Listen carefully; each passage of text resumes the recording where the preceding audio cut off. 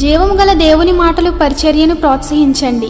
మీ ప్రోత్సాహాన్ని మరిన్ని వీడియోస్ కొరకు మన ఛానల్ని సబ్స్క్రైబ్ చేయడం ద్వారా తెలియపరచండి. లైక్ చేసి షేర్ చేయండి. ఈ సువార్త పనిలో మీరును పాలుభాగస్తులు కండి. మాస్టర్ గారికి వందనాలు. కూడి వచ్చిన మీ అందరికీ కూడా నా హృదయపూర్వక వందనాలండి. వాక్యంలోకి వెళ్దాము. రోమా పత్రిక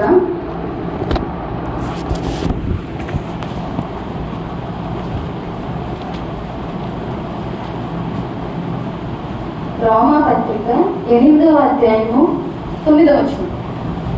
దేవుని ఆత్మ మీరు నివసించిన యెడల మీరు ఆత్మ స్వభావం గలవారే గాని శరీర స్వభావం గలవారు కారు. ఎవడైనను క్రీస్తు ఆత్మ లేనివాడైతే వాడాయన వాడు కాడు. మళ్ళీ చదువుదామా? ఎవడైనను క్రీస్తు ఆత్మ లేనివాడైతే వాడాయన వాడు కాడు. హల్లెలూయా. ఎవడైనను క్రీస్తు ఆత్మ కాని వాడైతే, ఎవరండి? ఒకరా ఇద్దరు అంటున్నారా? లేకపోతే పురుషులు అన్నాడా, స్త్రీలు అన్నాడా? లేదు, అందరికీ చెప్తున్నాడు. ఎవరైనాను దేవుని ఆత్మ కలిగి లేకపోతే వాళ్ళు దేవుని తరపు వాళ్ళు మాత్రం కాదు అని చెప్తున్నాడు. అయితే ఇప్పుడు ఏం చేయాలి? మనం దేవుని ఆత్మను పొందుకోవాలి. మనందరికీ తెలుసు దేవుని ఆత్మ మనలో ఉంటుందని మనందరికీ తెలుసు. అయితే ఇప్పుడు దేవుని ఆత్మ ఎలా పనిచేస్తుంది, దేవుని ఆత్మ యొక్క ప్రత్యేకతలు ఏంటో ఈ రోజు మనం తెలుసుకుందాం. దేవుని ప్రత్యేకతలు మనకి చాలా సార్లు మన సేవకుని ద్వారా తెలియజేయబడ్డాయి. మనకు ఫాస్ట్ గా చెప్పినప్పుడు విన్నాం కదా, దేవుని యొక్క ప్రత్యేకతలు ఏంటి, ఆయన యొక్క స్వభావం ఏంటి అనేది తెలుసుకున్నాం. ఈ రోజు అయితే దేవుని యొక్క ఆత్మ ప్రత్యేకతలు ఏంటో ఈ రోజు మనం తెలుసుకుందామండి. హల్లెలూయా. చిన్న ప్రార్థన చేసుకుని మనం ముందుకు వెళ్దాము. పరిశుద్ధుడా, గొప్పవాడా, నీకు స్తోత్రాలు నాడి నాన్న, నీకు వందనాలు. నన్ను బలపరచు. బలహీనురాల్ని, అజ్ఞానురాల్ని ప్రభువా నన్ను జ్ఞాపకం చేసుకుని నన్ను నిలబెట్టండి. నీవే నన్ను వాడుకోండి ప్రభువా, నీవే నన్ను వాడుకోండి. పరిశుద్ధుడా, నీకు స్తోత్రాలు. అయ్యా, ఇక్కడున్న నాతోనూ ఇక్కడున్న ప్రతి ఒక్కరితోనూ నువ్వు మాట్లాడమని ప్రభువా మమ్మల్ని ధైర్యపరిచి మాకు కావలసిన ప్రతి మాటను నువ్వు తెలియజేసి, అయ్యా ఈరోజు నీ ఆత్మ కోసం మాట్లాడుకున్న ప్రతి మాట మాలో ఫలింప చేయమని యేసు నీ నామమున అడిగి వేడుకుంటున్నాం తండ్రి. ఆమేన్. అయితే మొదటిగా చూద్దాము ఆత్మ ప్రత్యేకతలు ఏంటంటే ఆత్మ స్పెషాలిటీస్ అంటాం కదా.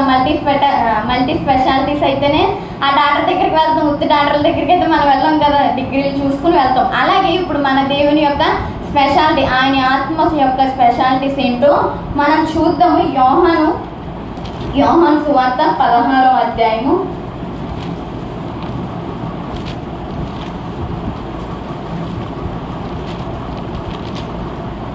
8వ వచనం అండి.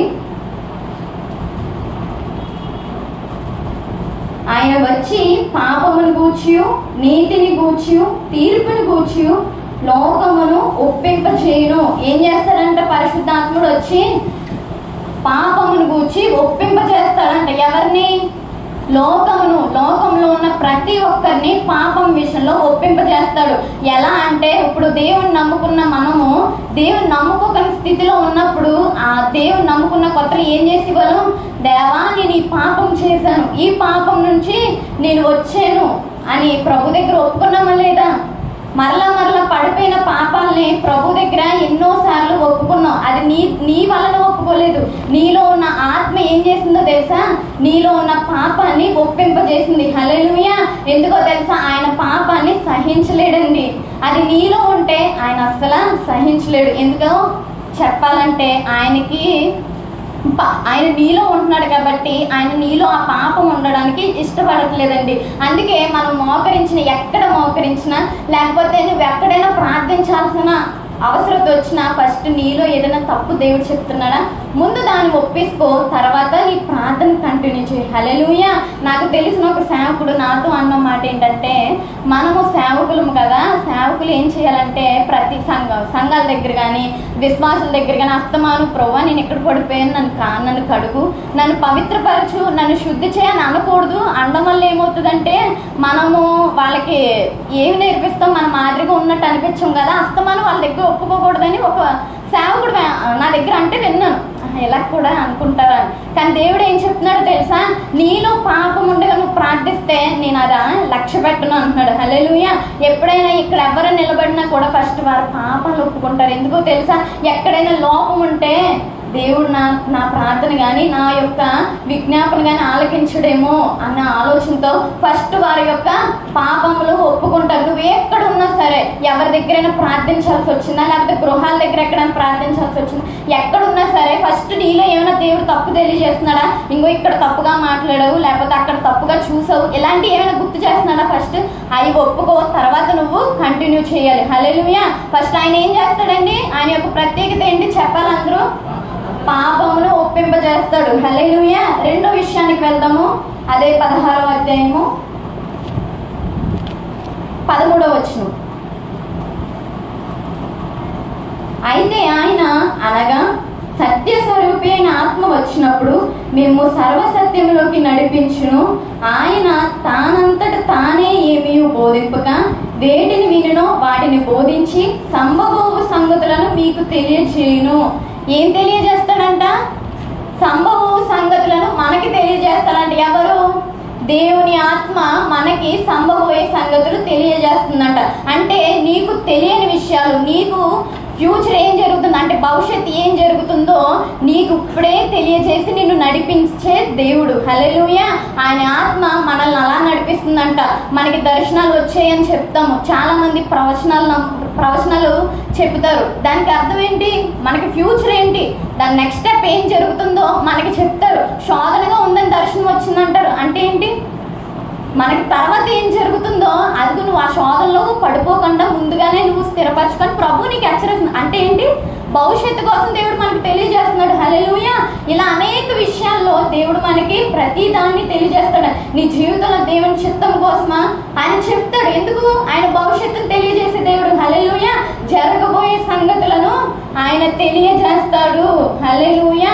ఈ రోజు నుంచి ఈ కార్యము నీలో కనబడుతుందో లేదో ఒక్కసారి పరిశీలించుకుందాం. ఎందుకంటే దేవుని ఆత్మ ఎక్కడ ఉంటుందో ఆయన ప్రత్యేకతలు వారిలో ఉంటాయి. హల్లెలూయా. కాబట్టి నీతో దర్శనంలో దేవుడు మాట్లాడుతున్నాడా, నీతో సూటిగా వాక్యం ద్వారా దేవుడు మాట్లాడుతున్నాడా, నీ భవిష్యత్తు కోసం, లేకపోతే నువ్వు చేయాల్సిన పని కోసం, ఏదైనా కార్యం తలపెట్టాలనుకుంటే దానికోసం, ఏ విషయం కోసమైనా దేవుడు మాట్లాడుతున్నాడా ఒక్కసారి ఆలోచించండి. నీ కోసం దేవుడు జరగబోయే సంగతులు చెప్తున్నాడో లేదో గమనించుకుని మనం ముందుకు వెళ్దాం. ఒకవేళ చెప్పడం లేదు, నాకు ఇంకా అనుభవం లేదండి దేవుళ్ళు అని అనుకుంటున్నావా, ఖచ్చితంగా ఈ రోజు నుంచైనా మనం ఏం చేయాలి, దేవుని యొక్క ప్రత్యేకతలను పొందుకోవాలి. హల్లెలూయా. ఎందుకంటే మనం మొదటగా చదువుకున్నాం, ఆత్మ లేనివాడు నా వాడు కాడు అంటున్నాడు దేవుడు. కాబట్టి ఈ రోజు నుంచి మనము ఈ ప్రత్యేకతలు పొందుకుందాము.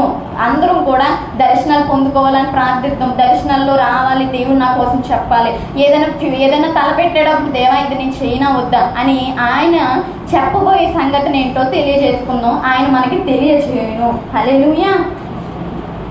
మూడో విషయంగా 1 కొరింథీ 2వ అధ్యాయము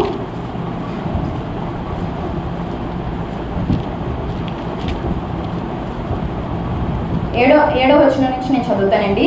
దేవుని జ్ఞానము మర్మమైనట్టుగా బోధించుచున్నాము, ఈ జ్ఞానము మరుగై ఉండెను. జగతుత్పత్తికి ముందుగానే దీనిని దేవుడు మన మహిమ నిమిత్తము నియమించెను. అది లోక అధికారులు ఎవరికి తెలియలేదు, అది వారికి తెలిసి ఉండిన యెడల మహిమ స్వరూపియగు ప్రభువును సిలువ వేయక పోయుదురు. హల్లెలూయా.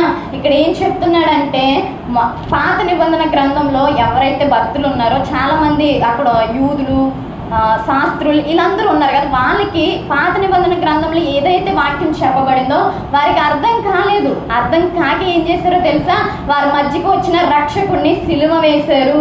అందుకే ఇప్పుడు మన విషయానికి ఏం చేయాలంటే, మనకి దేవుడు ఇచ్చిన వాక్యాన్ని అర్థం చేసుకోగలగాలి. హల్లెలూయా.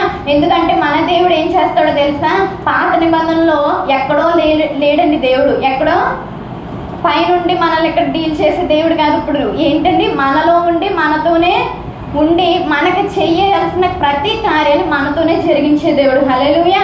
ఇప్పుడు మనలోనే ఉన్నాడు కాబట్టి ఆయన ఏం చేస్తున్నాడో తెలుసా? నువ్వు చదివే ప్రతి లేఖ కూడా, నువ్వు చదివే ప్రతి వచనం కూడా నీకు అర్థం అవడానికి సహాయం చేస్తున్నాడు. హల్లెలూయా.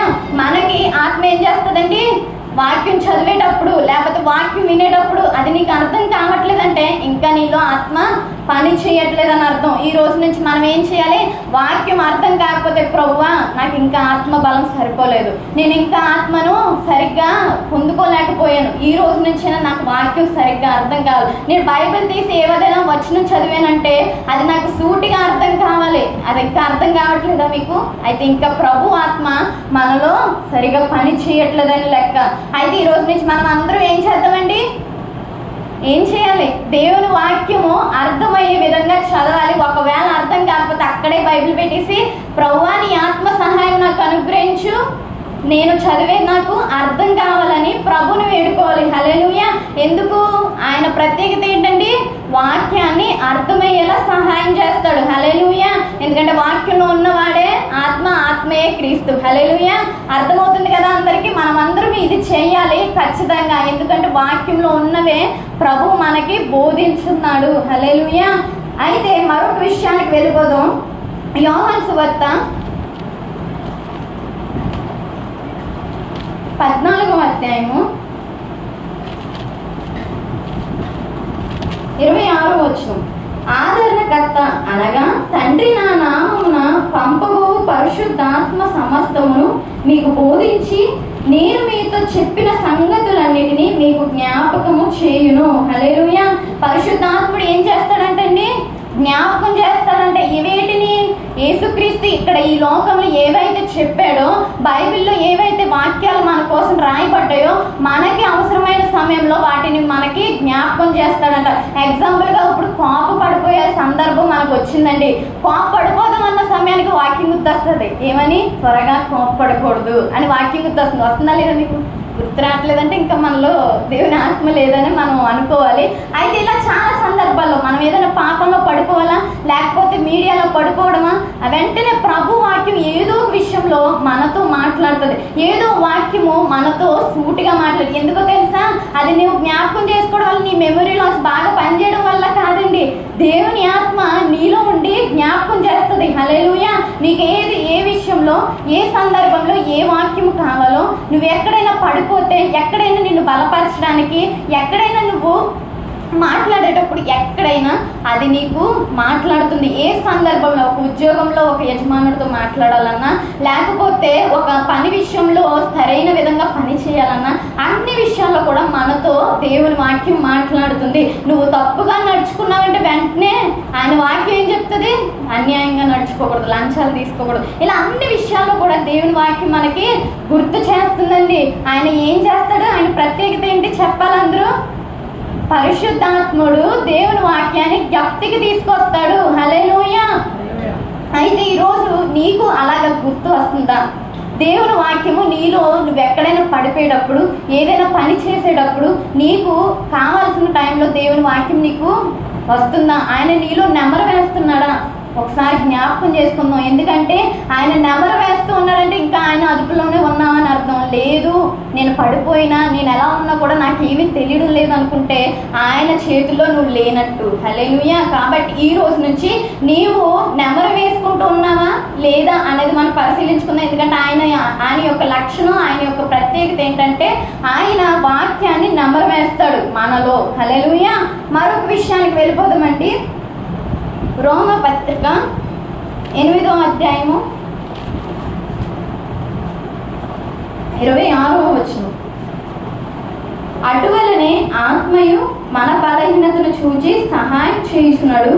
ఏలయనగా మనము యుక్తముగా ఎలా ప్రార్థన చేయవలెనో మనకు తెలియదు కానీ ఉచ్చరింప సఖ్యము కాని మూలుగులతో ఆ ఆత్మ తానే మన పక్షముగా విజ్ఞాపన చేయుచున్నాడు. హల్లెలూయా. ఇక్కడ ఏం చేస్తున్నాడు? ఇప్పుడు ఆత్మ యొక్క ప్రత్యేకత ఇక్కడ ఏముందండి? మన కొరకు ఆయనే విజ్ఞాపన చేస్తాడంట. హల్లెలూయా. ఎలా విజ్ఞాపన చేస్తాడు అంటే, నేను కింద ఇంకొక వచనం కూడా నేను చదువుతానండి. 27వ వచనం. మరియు హృదయములను పరిశోధించేవాడు ఆత్మ యొక్క మనసు ఏదో ఎరుగును, ఏలయనగా ఆయన దేవుని చిత్త ప్రకారము పరిశుద్ధుల కొరకు విజ్ఞాపన చేయుచున్నాడు. హల్లెలూయా. ఇక్కడ వచ్చిన మనం అర్థం చేసుకోవాల్సింది ఏంటంటే దేవుడు మన పక్షంగా ప్రార్థన చేస్తాడంట. అంటే ఇప్పుడు నువ్వు ప్రార్థన చేసిన దేవుడు వింటా? నువ్వు ప్రార్థన చేస్తున్నావు, అది నీ పక్షంగా అంటే నువ్వు చేసింది ప్రభు వెంటకుండా దేవుడు చేసింది వింటాడా? అలా కాదండి. నువ్వు ప్రార్థన చేస్తున్నావు, అది దేవుని చిత్త ప్రకారంగా ఉంటే ఆ ఆత్మ నీ పక్షంగా ప్రార్థిస్తుంది. హల్లెలూయా. దేవుని చిత్త ప్రకారంగా ప్రార్థించడం ఏంటి అని అనుకోవచ్చు. అంటే దేవుని చిత్త ప్రకారంగా ప్రార్థించడం అంటే ఇప్పుడు ఉన్నామండి, ఇహలోక పరంగా మాకు ఎంత ధనం కావాలి ప్రభువా, నేను ఎంత రిచ్గా మెయింటైన్ చేయాలి, లేకపోతే ఎంతలాగా హోదాలో మేము ఉండాలి అని ప్రార్థన చేసాం. అది ఈ లోక సంబంధమైనది. అది ప్రభు అంగీకరిస్తాడా? అంగీకరించడు. ఎందుకు? నువ్వు ఈ లోక పరంగా నువ్వేమి అడిగినా అది నీ అవసరానికి అడిగితే పర్లేదు, అతి మించి అడిగావనుకో అది ఆత్మకు సంబంధించి ప్రార్థన చేసడం కాదండి. అర్థమవుతుందా? నువ్వు ప్రార్థన దేవుని ఆత్మతో ప్రార్థిస్తున్నావంటే ఇహలోక సంబంధమైన వాటి కోసం కాదండి, పరమందు వాటి ఉన్న కోసం మనం ప్రార్థించగలుగుతాం. ఎలాగో తెలుసా? నాకు ఇంకా జ్ఞానం ఇవ్వి, నాకు ఇంకా వివేచన ఇవ్వి, నేను ఇంకా ఎలా నడుచుకోవాలో నాకు సహాయం చెయ్యి, వీటి కోసం మనం ప్రార్థిస్తాం. దేవా నాకు ఇంత అవసరం ఉంది, ఇంత అవసరం నాకు చెయ్యి, అంతవరకే అడుగుతాం తప్ప అత్యాశతో ప్రభువును అడగలేమండి. అర్థమవుతుందా? ఇది మన ప్రార్థనలో ఉండాలి. హల్లెలూయా. ఎందుకంటే మన ప్రార్థన ఆత్మ వలన ఉండాలి. హల్లెలూయా. ఖచ్చితంగా ప్రభు మన పక్షంగా ప్రార్థన చేయాలంటే మనం ఎలా ప్రార్థన చేయాలండి? ఆయన ఆత్మతో ప్రార్థించాలి. ఎప్పుడైతే నువ్వు ఆయన ఆత్మతో ప్రార్థిస్తావో అప్పుడు ఆయన ఖచ్చితంగా నీ పక్షముగా మొరపెడతాడు, నీ పక్షముగా ఉండి ప్రార్థిస్తాడు. హల్లెలూయా. మన ప్రార్థనలు ఇప్పుడు ఎలా ఉన్నాయో పరిశీలించుకుందాం. ఏదో పరంగా ఆలోచించి ప్రార్థిస్తున్నామా ఒకసారి గమనించుకుందామండి. ఎందుకంటే మనం ఈ లోపల ఎంత సంపాదించి ప్రభువా నాకు ఇది వ్యాధి కన్నా కూడా మనకు సంతృప్తి ఉండదు. అదే ఆయన చిత్త ప్రకారంగా నీకు ఇష్టమైతే నాకు దయచేయి, నీకు ఇష్టమైతే నాకు ఇది ఇవ్వి, ప్రభువా నీకు ఇష్టమైతే నన్ను ఎలా నడిపించు, నన్ను నీ ఆత్మతో నడిపించు, లేకపోతే నాకు ఇంకా వివేచన ఇచ్చి జ్ఞానం ఇచ్చి నడిపించు, కుటుంబంలో ఎలా నడుచుకోవాలో నడిపి, ఇలాగా మనకు అవసరమైన వాటి కోసం ప్రార్థించగలుగుతాం. అది ప్రభు యొక్క ఆత్మ సహాయం. హల్లెలూయా. ఆయన మనల్ని ప్రార్థించేవారిగా, ప్రార్థన నేర్పించడానిగా మనల్ని చేస్తాడు. హల్లెలూయా. ఖచ్చితంగా మనము ఆయన ఆత్మ సహాయం పొందుకుందామండి. ఆయన నేర్పిస్తుండగా మనము ప్రార్థన ఎలా చేయాలో నేర్చుకుందాం. హల్లెలూయా. నెక్స్ట్ విషయానికి వెళ్ళిపోదాం. ఫిలిప్పీ 3వ అధ్యాయము 3వ వచనం అండి. ఎందుకనగా శరీరమును ఆస్పదం చేసుకొనక దేవుని యొక్క ఆత్మ వలన ఆరాధించుచు క్రీస్తు యేసునందు అతిశయపడుచున్న మనమే సున్నతి ఆచరించు వారము. హల్లెలూయా. ఇక్కడ ఎలా ఆరాధించాలని చెప్తున్నాడు? ఆత్మతో ఆరాధించాలని చెప్తున్నాడు. శరీరంతో కాదండి, పెదవులతో కాదండి. ఎలాగ ఆరాధించాలి? ఆత్మతో ఆరాధించాలి. ఆత్మ నీ యొక్క మనసు ఏకమయ్యి ప్రభువుని ఆరాధించాలి. యోహాను సువార్త 4వ అధ్యాయంలో చెప్తారు, ఆత్మతోనూ సత్యముతోనూ ఆరాధించమని ప్రభు వాక్యము సెలవిస్తుంది. అయితే ఆత్మతో సత్యముతో ఎలా ప్రార్థించాలంటే, నేను ఆరాధన చేసేటప్పుడు బాగానే ప్రార్థిస్తున్నాను కదా, బాగానే ప్రభువుని ఆరాధిస్తున్నాం కదా అనుకుంటాం. కానీ ఆరాధనకు ఒక పాట పాడితే నువ్వు పాడుతావు, కానీ మనసు ఎక్కడో ఆలోచిస్తుంది. ఇంటిగా వదిలేసి వస్తాం, లేకపోతే మన కొలీగ్స్ దగ్గర, లేకపోతే వ్యాపారం దగ్గర, ఇలాగా బయట విషయాలు ఆలోచించుకుంటూ ఆరాధన చేస్తాం. కానీ దేవుని విషయంలో, దేవునిలో ఆ పాట నేలవైపోయి, ఆ పాటలు అంటారు కదా, ఏకీభవించి మనం పాడలేకపోతున్నాం. అది నీ మనసు ఆత్మ ఏకీభవించడం లేదు. ఒక్కసారి గమనించుకుందామా? ఎందుకంటే శరీరాన్ని ఆస్పదం చేసుకుని నువ్వు పాడితే, శరీరాన్ని ఆస్పదం చేసుకుని నువ్వు ఆరాధిస్తే ప్రభువు దానిని స్వీకరించడండి. ఎప్పుడు కూడా దాన్ని స్వీకరించడు. మనుషులు నన్ను పట్టించుకుంటున్నారో లేదో అని ఆలోచించుకుంటూ ఆరాధిస్తే అది కూడా ప్రభు స్వీకరించడు. ఎప్పుడైతే నువ్వు హృదయపూర్వకంగా ప్రభు ఎదుట నేను మాట్లాడుతున్నాను, ప్రభు ఎదుట నేను ఆరాధిస్తున్నాను అని మనస్ఫూర్తిగా ప్రభుని ఆరాధిస్తూ చూడు, మనసుతో పాడుతూ చూడు, అప్పుడు నీ మనసు గంతులు వేస్తుంది. ప్రభు ఇక్కడ ఏదైతే పాట పాడుతున్నారో అది నీ మనసుతో పాడినప్పుడు నీ మనసు నువ్వు నాట్యం ఆడినట్టు చేస్తారు. హల్లెలూయా. ఎందుకో తెలుసా? ఆయన ఆత్మ నీలో నాట్యం ఆడుతుంది. హల్లెలూయా. ఖచ్చితంగా ఈ రోజు నుంచి మనం ఏం చేయాలో తెలుసా? మన పెదవులతో కాదని ఆరాధన చేయడు. మనం చప్పట్లు కొట్టేసి గట్టిగా చప్పట్లు కొట్టేసినంత మాత్రాన ఆరాధన దేవుడు తీసేసుకుంటాడు అనుకోకూడదు. మనము హృదయపూర్వకంగా మనస్ఫూర్తిగా మనసుతో ప్రభు ఆత్మ ఏకీభవించినప్పుడు ఖచ్చితంగా ఆయన నీ ఆరాధనని స్వీకరిస్తాడు. ఖచ్చితంగా ఈ రోజు నుంచి నీ ఆరాధనలో ఎలా మసులుకుంటున్నావు, బయట ఆలోచనలు కలిగి ఉంటున్నావా, జాగ్రత్త పడదాం. ఎందుకంటే ఆత్మ అలా చేయదు. ఆత్మ నీలో ఉంటే ఖచ్చితంగా నీవు ఆత్మ ఏకీభవించి ఆరాధిస్తారు. మనస్ఫూర్తిగా ఆయన కార్యాలు తలపోసుకుంటూ నీ జీవితంలో నిన్ను ఎలా రక్షించడం వాటన్నిటినీ తలపోసుకుంటూ ప్రభువుని ఆరాధించగలుగుతావు. హల్లెలూయా. మరొక విషయానికి వెళ్దాము. గలతీ 5:22లో మనకి చాలా నోటెడ్గా ఉండే వచనం ఏంటండి? ఆత్మ ఫలములు ఏమనగా ఏంటి? ఆత్మ ఫలములు ఏమనగా అక్కడ 9 లక్షణాలు ఆత్మ ఫలము యొక్క చెప్తారు. అయితే నేను చెప్పాలనుకుంటుంది ఏంటి? ఆత్మ ఏంటి? ఇప్పుడు ఆత్మ ఫలింపజేస్తుంది. హల్లెలూయా. ఎవరిని? మనల్ని. అయితే ఆత్మ ఇప్పుడు మనల్ని ఫలింపజేస్తుంది. ఎందులో? ప్రేమ, దీర్ఘశాంతము, దయాళుత్వం. ఈ 9 విషయాల్లో మనల్ని ఫలింపజేస్తుంది. అయితే ఇప్పుడు నువ్వెలా ఉన్నావు పరిశీలించుకుందామా? ఎందుకంటే ఆత్మ ఫలింపు మనలో లేకపోతే మనలో ఆత్మ లేనట్టు. ఆత్మ ప్రత్యేకతలో అదొకటి. కాబట్టి ఆయన ప్రత్యేకతలో ఆత్మ ఫలింపు అనేది ఉంది. నీలో ఫలింపు లేకపోతే నీలో ఆత్మ లేనట్టు. ఈరోజు పరిశీలించుకుందామా? మనము ప్రేమలో నిలకడగా ఉండగలుగుతున్నామా? ఒకసారి చూసుకుందామా? రోమా 5:5 ఒకసారి చూపిస్తానండి. ఎందుకనగా ఈ నిరీక్షణ మనను సిగ్గుపరచదు. మనకు అనుగ్రహింపబడిన పరిశుద్ధాత్మ ద్వారా దేవుని ప్రేమ మన హృదయంలో కుమ్మరించబడుతుంది. దేని ద్వారా ప్రేమ కుమ్మరించబడుతుందంట? పరిశుద్ధాత్మ ద్వారా. హల్లెలూయా. నీలో ఆత్మ ఉంటే నీలో ప్రేమ ఉంటుందండి. మనం చెప్పుకున్న ప్రతి ఫలము నీలో ఉండాలంటే నీలో ముందుగా ఆత్మ ఉండాలి. ఆత్మ ఉన్న చోట ఆయన ఫలింపు ఇస్తాడు. హల్లెలూయా. ప్రేమ ఉండాలంటే ముందు మనలో ఆత్మ కుమ్మరించబడాలి. ప్రేమ కలిగి ఉండుటకు ప్రయాసపడుడి అన్న వచనం ఉంది. అంటే ఇప్పుడు ఏంటి? ప్రేమ కలిగి ఉండాలి, కానీ ప్రయాస ఎవరు ఇవ్వాలి? మనం చేస్తే ప్రభు సహాయం చేస్తాడు. హల్లెలూయా. ఇన్ని విషయాలు ప్రభు మనల్ని ఫలింపజేయమని. దీర్ఘశాంతము, చాలా సాత్వికంతో ప్రభు ఎదుట మనం ఉండాలి. మనుషులు ఎంత విసిగించినా, ఎంత మనపై చిరాకు పడినా కూడా మనం సాత్వికంతో ఉండాలంట. ఆశా నిగ్రహం కోసం చెప్తాడు. ఆ ఫలం మనలో ఉంటుందా? ఒకసారి చూసి ఏదైనా కావాల్సి ఉంటే బయటికి వెళ్ళామంటే చాలు, ఆ షాప్లో ఉన్నది నాకే కావాలి, లేకపోతే వాళ్ళు కట్టుకున్న చీర నాకే కావాలి, వాళ్ళ వ్యాపారం చేస్తున్నారు నేను చేసేయాలి. అత్యాశ అనమాట. మనం ఏది చూసామంటే అదే మనకు కావాలని అనుకుంటాం. ఆశకి నిగ్రహం లేదండి. మనలో అలా ఉందా? నీలో ఆ ఫలం లేనట్టే. అర్థమవుతుందా? ఖచ్చితంగా మనం ఏం చేయాలండి?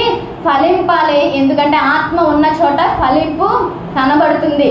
ఈ రోజు నుంచి ఆయన ప్రత్యేకతను మనము పొందుకుందుము గాక. హల్లెలూయా. మరొక విషయానికి వెళ్ళిపోదాం. రోమా పత్రిక 12వ అధ్యాయము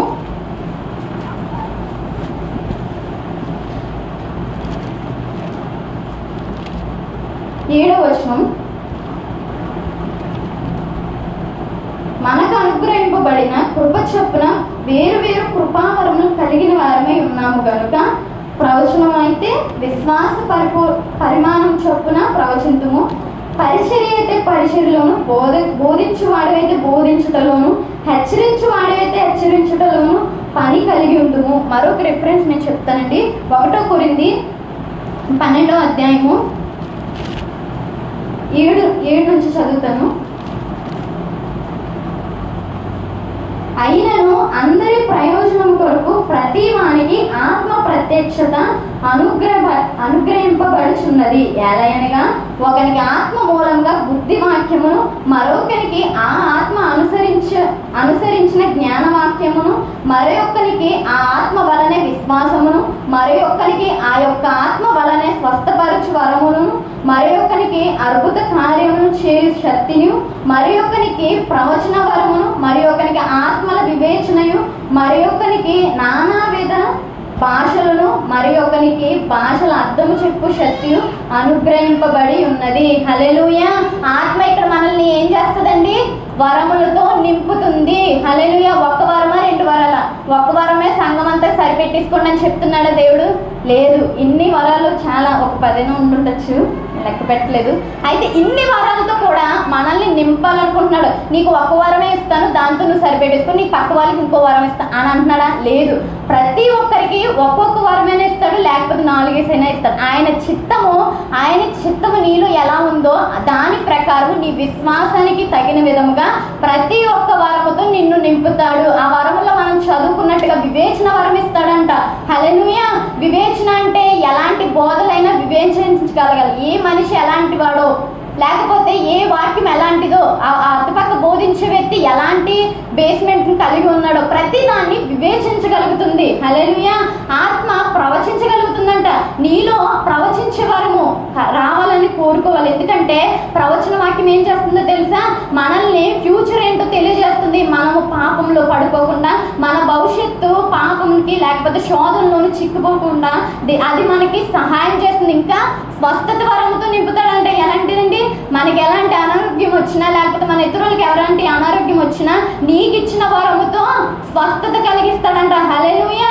ఈ రోజు మనం అన్ని పొందుకోవడానికి ఆసక్తి చూపించాలి. హల్లెలూయా. బోధించే వరం ఇస్తాడంట. మనం బోధించడానికి కొంచెం వెనకాడుతూ ఉంటాం, కానీ ఆయన ఏం చేస్తాడు? ఆ వరమునిచ్చి మనల్ని వాడుకుంటాడంట. ఇంకా చాలా వరాలు చెప్పారండి.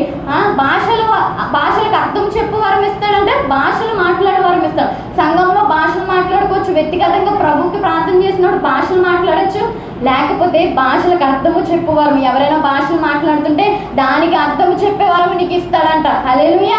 1 కాదు 2 కాదు, ఎన్నో ప్రభు మనకి ఇవ్వాలనుకుంటున్నాడు. అయితే ఆత్మ నీలో ఉంటే ఆ ప్రత్యేకతలన్నీ మనము పొందుకోగలుగుతాం. హల్లెలూయా. ఖచ్చితంగా ఆత్మ ఏం చేస్తుందండి? చెప్పాలండి. ఆత్మ ఏం చేస్తుంది? వరములతో నింపుతుంది. హల్లెలూయా. వీటన్నిటిని మనము పొందుకోవడానికి ఆసక్తి చూపించాలి. నీలో ఆసక్తి లేకపోయి నువ్వు ఏదో ప్రార్థన చేసేస్తే ఆయన ఏమి ఇచ్చేయలేడండి. నీవు విశ్వాస పరిపూర్ణం చొప్పున ఆయన నీకు వాటన్నిటిని అనుగ్రహిస్తాడు. వాయి మన సంఘంలో ఉండడం మనకి మేలు, నీ ఆత్మీయ జీవితానికి మరి ముఖ్యంగా మేలు. హల్లెలూయా. మరొక విషయానికి వెళ్ళిపోదాం. 2 కొరింథీ చివరికి వచ్చేసామండి, అయిపోయింది. 2 కొరింథీ 3వ అధ్యాయము 17వ వచనం. ఎవడైనను దేవుని ఆలయమును పాడు చేసిన ఎడల, సారీ అండి,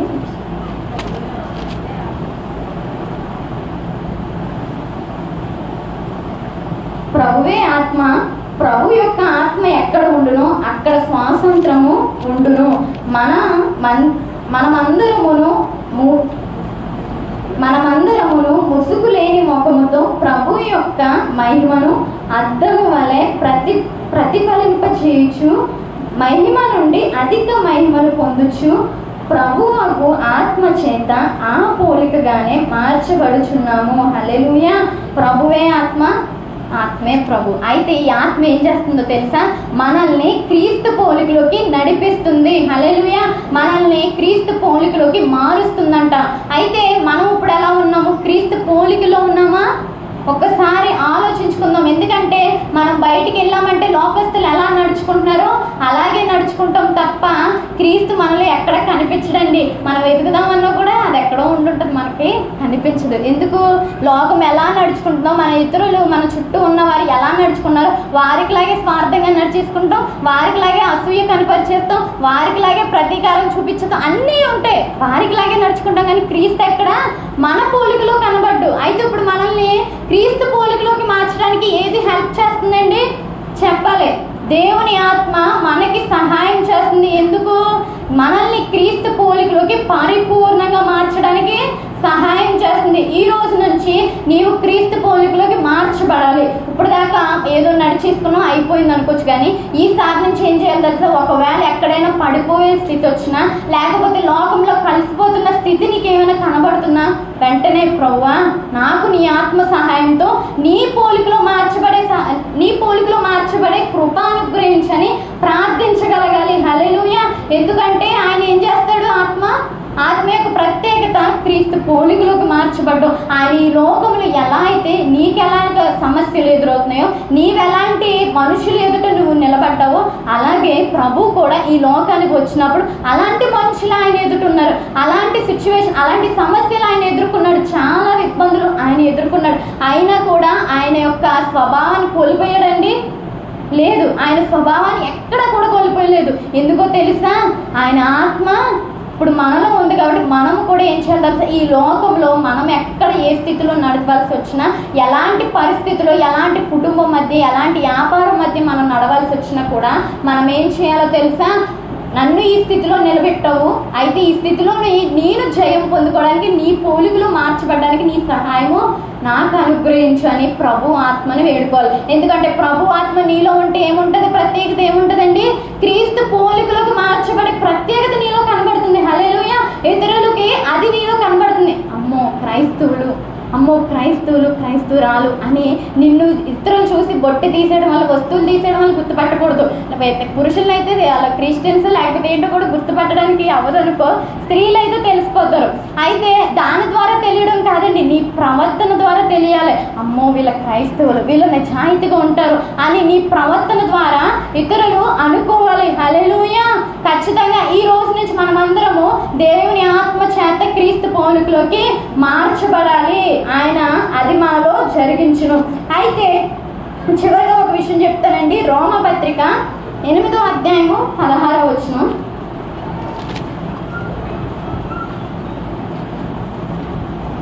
మనము దేవుని పిల్లలమని ఆత్మ తానే మన ఆత్మతో కూడా సాక్ష్యం ఇచ్చుచున్నాడు. హల్లెలూయా!